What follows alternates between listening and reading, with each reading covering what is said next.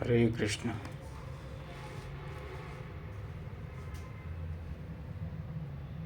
तृतीय अध्याय, श्लोक संख्या 32।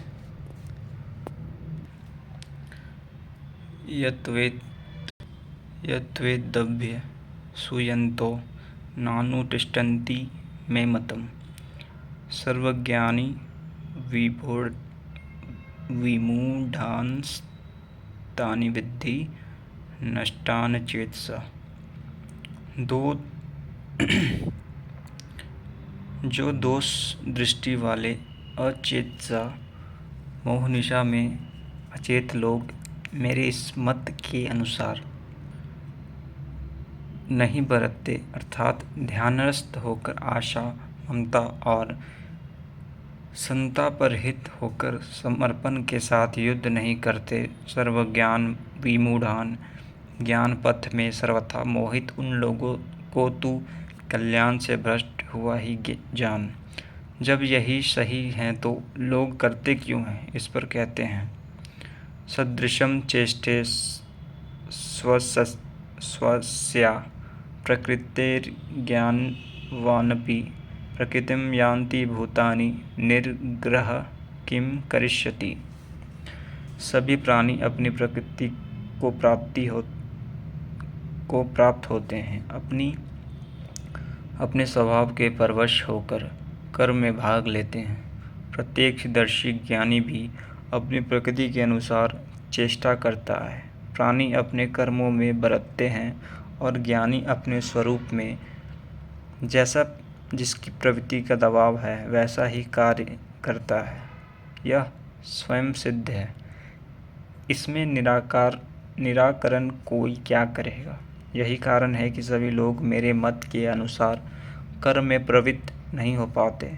वे आशा, ममता, संताप का, दूसरे शब्दों का, राग द्वेष का त्याग नहीं कर पाते, जिससे कर्म का सम्यक आचरण नहीं हो पाता।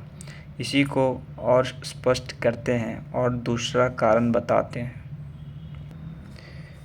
इंद्रियस्येन्द्रियस्थ्यार्थे रागद्वेषौ व्यवस्थितौ तयोर्वशमागच्छेतो हास्य परिपन्थितौ।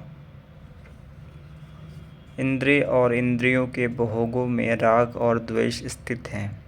इन दोनों के वश में नहीं होना चाहिए, क्योंकि इस कल्याण मार्ग के कर्मों में छूट जाने वाली प्रणाली में ये राग और द्वेष दुर्दर्श शत्रु हैं, आराधना का अपहरण कर लेते हैं। जब शत्रु भीतर हैं तो बाहर कोई किसी से क्यों लड़ेगा। शत्रु तो इंद्रिय और भोगों के संसर्ग में है, अतः अंतःकरण में है। अतः यह युद्ध भी अंतःकरण का युद्ध है, क्योंकि शरीर ही श्रेष्ठ है, जिसमें सजातीय और विजातीय दोनों प्रवृत्तियां, विद्या और अविद्या रहती हैं, जो माया के दो अंग हैं। इन्हीं प्रवृत्तियों का पार पाना, सजातीय प्रवृत्ति को साध कर विजातीय का अंत करना युद्ध है। विजातीय समाप्त होने पर सजातीय का उपयोग समाप्त हो जाता है। स्वरूप का स्पर्श करके सजातीय का भी उसके अंतराल में विलय हो जाना, इस प्रकार प्रकृति का पार पाना युद्ध है, जो ध्यान में ही संभव है। राग द्वेष के शमन में समय लगता है, इसलिए बहुत से साधक क्रिया को छोड़कर सहसा महापुरुष की नकल करने लग जाते हैं। श्री कृष्ण इससे सावधान करते हैं। आगे के श्लोक अगली वीडियो में। जय श्री कृष्ण।